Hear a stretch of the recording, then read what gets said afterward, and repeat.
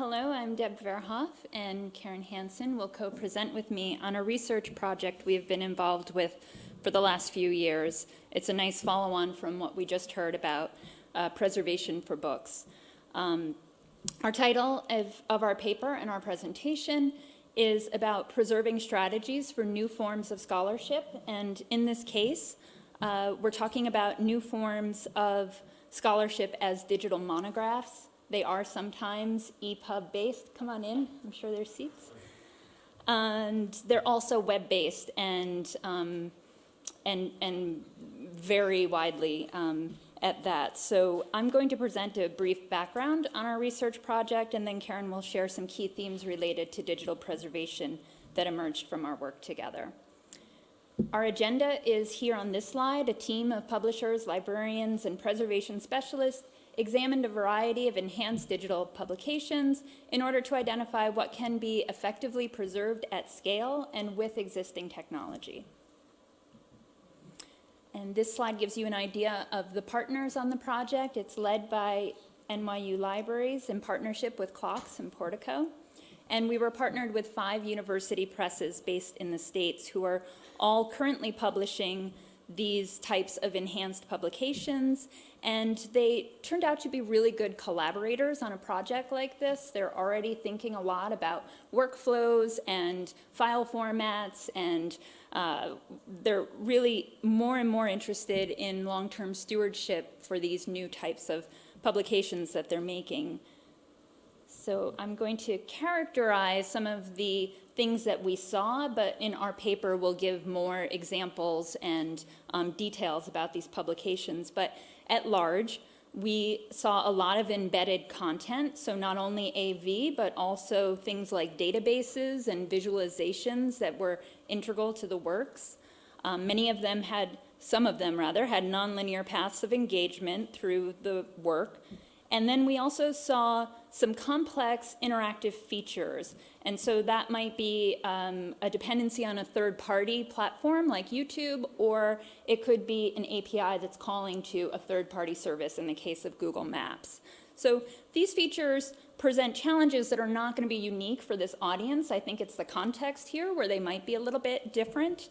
In many cases, one or more of these features presents in the same work, and also, more importantly, the scholars and the publishers see these feature content pieces as integral to the substance of the work. So at the same time, I had said scale was important in our research agenda. We have the partners, Portico and Clocks, who manage a vast amount of material already for these same publishers.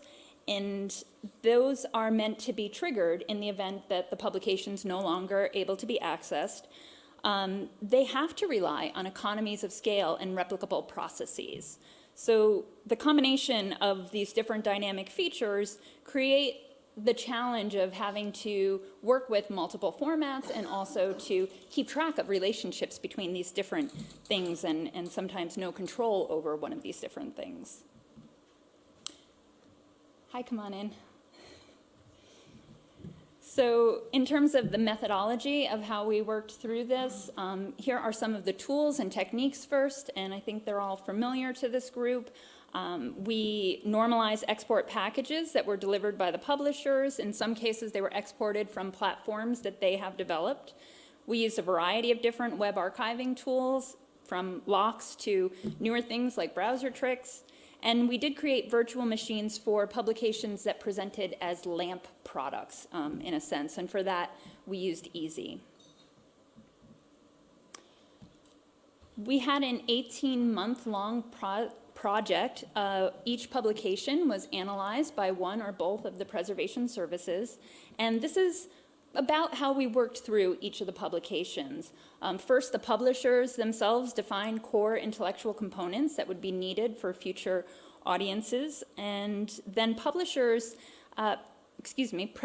service providers, in some cases made mock-ups of what a preservation package could look like, and in other cases we made actual preservation packages and handed them back to the publishers for their assessment. So we had publishers' feedback on whether the required features that they identified were captured, and they also answered some questions about the playback experience of these works. So this allowed us to assess the degree to which the archive content matched their expectations, in a sense. And the project team made notes about modifications that a publisher could have made during the creation of a work so that it would improve its preservability in the long term. But of course, we were looking at things that had already been published at this point. These notes that we made became the basis of our guidelines for improving preservability of dynamic works. And that is a first outcome from our research project so far. There's a URL here that takes you to our guidelines for preserving new forms of scholarship. There are a total of 68 of these guidelines, and they cover scenarios that you'll find in digital publishing. They're meant for use by publishers and platform developers, and also authors at the point of creating new works.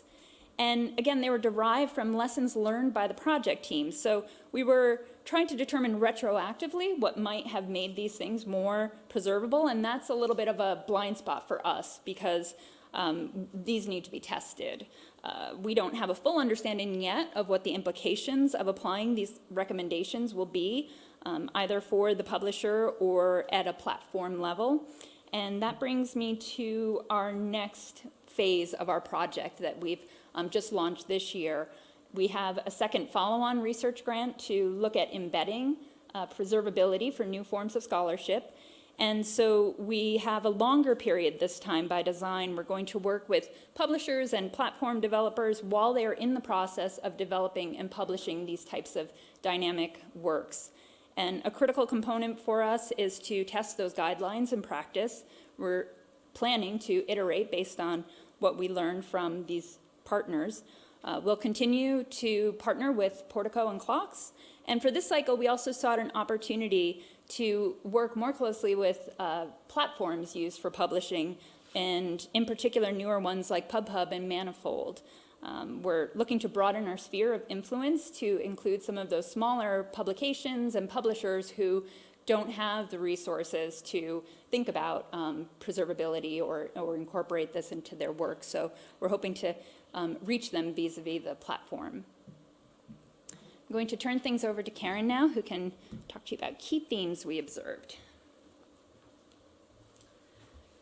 So a bit of a gear switch now from talking about the project to sort of identifying some of the patterns and themes that we saw emerging from the things that we looked at. We looked at about 20 publications, and then sort of identifying some broad strategies for dealing with this. So the 4 themes we came up with were publication resources, versioning, embedding remote resources, usually using an iframe, I'll explain that in a moment, and the experience of a publication. So as I list these, you might note these are not new to digital preservation in terms of challenges, but when you compare it to what your idea of a traditional scholarly publication is, very linear with sort of text and images, these are the sort of where we're jumping to for that format. So the idea is to break these down into chunks that we can maybe think about strategically in terms of scale, scalable solutions. So the first one is publication resources. So I think this has come kind of out of this growing culture of data sharing and share your evidence. People used to sort of sometimes attach supplements to a journal article, not really give any description. But the platforms we were working with actually had this whole feature of being able to upload all of your resources, and it's essentially like you've got a whole digital library alongside your publication. They have workflows for different types, and these are included when we get them for preservation in the package. That means a very increased variety and number of files that we're looking at. Here's an example where you have the main text is an EPUB, and then you have basically over 300 files, including PDFs, image, and audio. And that makes for a much larger package than you would normally have for an ebook. And then they have resource level metadata. These are examples of 2 landing pages within 2 of the systems, but the other systems had a similar thing. The left is Raven Space, the right is Manifold. But essentially they're capturing Dublin Core level metadata at what used to be the supplement level, or like what you might see in a Figshare or something like that. Some of them even have their own resource identifiers, so they're really coming a long way from the old idea of supplements. So encouraging them for them to be cited independently as resources.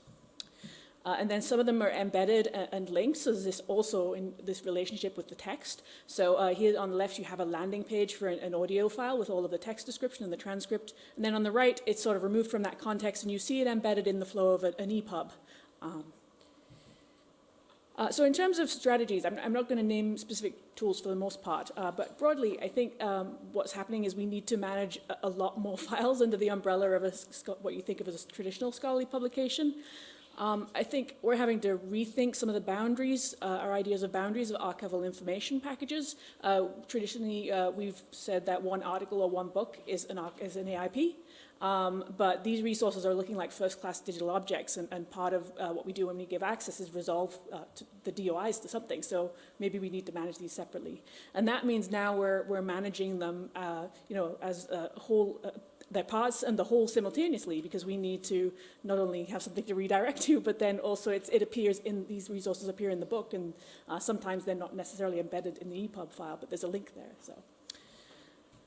So the second area that we noticed was the approach to versioning. So I think all of the platforms most of the platforms, I should say, had some approach to being able to version different components of the publication. And we noticed some of them were still in draft state, and the publisher explained that we shouldn't wait until they're published to preserve them, because the design of the project is it's iterative, and so it may keep changing. There's also the opportunity to add post-publication additions. There was one case where we went back and more resources had been added to the publication, and also they're adding sometimes the author adds comments and things like that that are useful too. In terms of strategies, I think for us, at least this involves a conversation to understand which versions are actually significant. You don't want to keep creating copies every time a word changes, because it would blow up our storage. So the idea is to try and optimize the number and the timing of the copies. And also it brings in this idea of the AIPs being smaller, maybe making them easier to manage individually. And then the third area was embedding remote resources, and I think I would probably do a talk just about this. Basically, the researchers, there's a huge demand for more and more features. They want to do, everything, and so the platforms can't put that in, it can't add every feature, and so they're allowing them to just embed web pages essentially from around the internet. So I'll show you a few examples in a moment, but they're using an HTML iframe tag, and so what you're seeing is a view of a web page inside the publication. And so that introduces a massive variety of content that we don't know very much about. And so an example would be a YouTube video. So the left is the sort of embed view you see if you go to the URL, and then on the right it's actually in an EPUB. Although this is showing in a browser, you could download this and it would try to render that iframe. Here's an ArcGIS visualization where on the left they have this nice 3D visualization. You can move it around and filter things, and it's just continuously talking to the ArcGIS server, refreshing things. So this is the kind of thing that's very difficult to archive.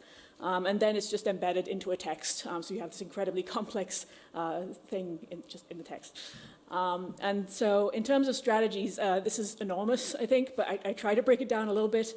In general, we're trying to find the embedded remote resources first. I think that's the first step. Know they're there, because I think that's been part of the problem. It's hard to see they're there. And then basically it comes down to some kind of web archiving approach, or otherwise seeking an alternative way to get a representation of that data. And then in terms of a specific approach, I think it has to be broken down further, because it's one of those it depends answers. It depends what the iframe is embedded in. Believe it or not, they're not just in web pages, they're in EPUBs, and they're represented in exported XML, where we see there's an iframe on the web page and then we see it in the XML. And then who manages or owns the content. We have publishers who use YouTube because they like the video streaming, but they manage all the content themselves. Maybe we can work with that. But if they're pointing to miscellaneous videos from other users, that's much harder, because sometimes it's hard to even find who owns that. And then how dynamic the content is. So that ArcGIS example, that is something that, this comes down to the nuts and bolts of web archiving. What can we actually, point a web archive tool at? A static HTML page might be much easier. And then, if you can't get it, then you might have to seek an alternative way of representing it, such as some kind of bibliographic citation and some data files. And in that case, you're kind of depending on the publisher. And then the final one, which is another whole presentation, is the experience of the work. And this comes down to some publications are really carefully crafted and designed for a specific user experience. But speaking broadly across these publications, there was very different views about preserving the experience. Some people really felt you should be able to export the content from the platform, and the presentation was really not important. And so there's no assumption here that everybody wants their platform interface preserved. But for those that do, we were dealing with websites, so it comes down to what can the website-related archiving tools do. And then those are kind of grouped into two categories. You can either do the conventional web crawling approach, where you point a crawler at the site, such as Heritrix or Browsertrix crawler. You get a web archive file, and then you can archive that and replay it later. What we found trying to apply this at scale, we sort of initially tested just point the crawler and see what it does. But we found that kind of got too much and missed some things, if that makes sense. And so what we found at a platform level, at least, where there was a template we could follow, the ability to configure tools like Browsertrix crawler to do really precise sort of interactions and replicate the user activity, this was very powerful for being able to capture at least platform kinds of websites at scale. When you're just pointing to miscellaneous, at scale, that's going to always kind of miss some things that the publisher would have liked to be there. And then the other strategy we tried was emulation. We tried this on two that were basically PHP dynamic web kind of applications. And this was actually really powerful in those two cases for recreating the publications, but I think it was kind of just a coincidence that they were quite possible to encapsulate. However, we still needed to, what we were attempting to do is basically create a virtual machine with those publications on that could be rendered later in an emulator. And so the problem was we needed to have the software. Fortunately, they were open source software. We needed some development work because there was things like Vimeo links that could be pointing to local videos. And so there was about 5 days of work there for each publication. So that's not going to happen at Portico. That's a lot of work when we're talking about 2 million books, as you just saw. So again, where we think this might be possible to scale, and this is definitely far down the road yet, but is thinking about, again, the platform case, where essentially the platform is the software. If you could have a pre-installed sort of virtual machine with the software and move the data between, maybe for really dynamic applications, this is some kind of solution that could work for scale, but then you're really depending on very consistent packages coming in. And maybe the same is true if we could have some kind of package format for certain kinds of application. Maybe if that became a standard, we could perhaps work with that. So a couple of conclusions.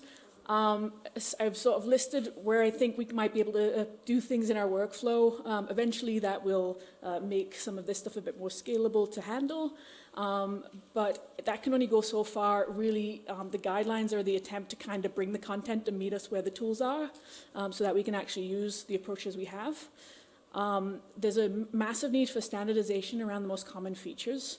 And it would help to have some control built into the platform, and that's what we're sort of attempting to do with this embedding preservability project. It's sort of painful to see, people using iframes in different contexts, but often there's no caption, no description. There's just this opportunity to kind of decorate these iframes with some metadata, and it would just mean so much to preservation. I'm going to end on a high and say I think there's some reasons for optimism. We made the observation that a lot of the things we were suggesting kind of had other implications that might help address other things as well. Things like portability. Nobody wants to be stuck in a platform forever. People want to be able to move to the latest technology. And accessibility. A lot of the reason we're getting a lot of metadata is because of this push towards having sort of text description alternatives for things, and that happens to be useful for preservation as well. And sustainability. Of course, no publisher wants their publication to break within 6 months of publication. And so the preservation obviously thinks long term, and so that's helpful with this as well. So I'll end with a thank you, and I've put the link up here, preservingnewforms.dlib.nyu.edu, and we're happy to take questions.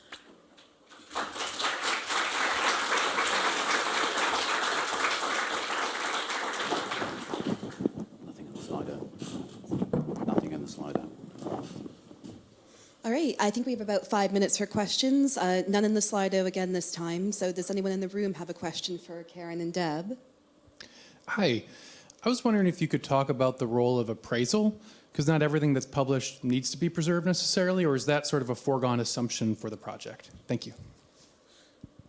Yeah, I think that's sort of difficult from my position because we're a service. So if as long as a publisher is meets the criteria of being a publisher, then we will do what we can to work with them. And so then it becomes how much effort can we put into our fee structure is, there's an annual fee and then there's a setup fee. So if your setup fee can be a very large amount, then I guess it's possible. But unfortunately, as a service, that's the constraint that we have. But I'm not sure if you have anything as an archivist to say about that. Well, I would add on that, as we set up this explanation of the project, they were works that were selected by these publishers. And I think it's not fair because you don't have a microphone. I'd like to hear more. I know you've done a lot of work with appraisal and working directly with curators. I think that here we're demonstrating something entirely useful in that space, which is that we had access to the publishers. In some cases, the publishers who run these platforms that we were looking, like Fulcrum and Manifold, we had access to the developers who work on that platform. So it's a little bit more of a technical question, but we first had the publishers give us their assessment of these works. Like, you don't need to save the experience of navigating, but you really need to save all those videos, because without it, the whole substance of their scholarly arguments, nothing. So we had that insight, which in my role in libraries, when you get something and it comes in a box, and a hard drive is a different kind of box, but when you get something and time has passed and you no longer have access to those creators, or in the curator role or in our digital preservation team, then I think we had some advantage here to the setup that we've just described. And moving forward for this next phase, where we're hoping, as Karen demonstrated, the optimism, we're hoping to get into the platform development space and create things that can be passively working behind the scenes. So I don't know if that more fully answers your question or just is extra noise.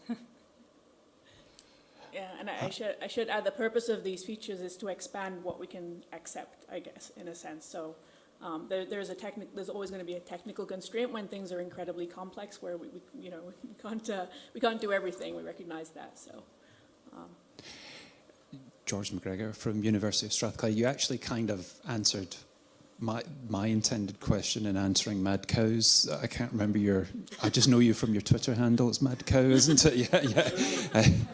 Yeah. But it was really just to echo the aspect of the digital scholarly record and the fact that really, if you want to ensure future verification of research results and reproducibility and replicability, then really it is essential for these objects, however complex they are, to be preserved in the optimum form possible, because without that, research cannot be properly referred to in the future, and that kind of undermines the scholarly record. But you kind of said that already, so. And we said it in our paper, but you said it really well too. All right, yeah. Okay, thank you very much. Excellent. But actually, just a further comment, it really does...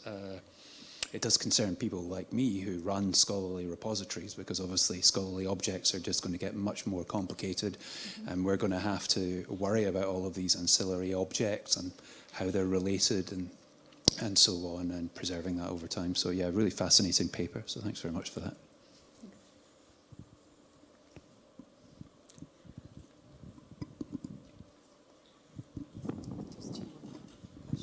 Hi, I'm Ewan Cochrane, co-PI on the EASY program of work. I really liked what you were saying about the difficulty moving things into EASY and how long it took. You described potentially being able to speed it up by doing some standardization around platforms. Could you give an example of that to try and make it sort of clearer?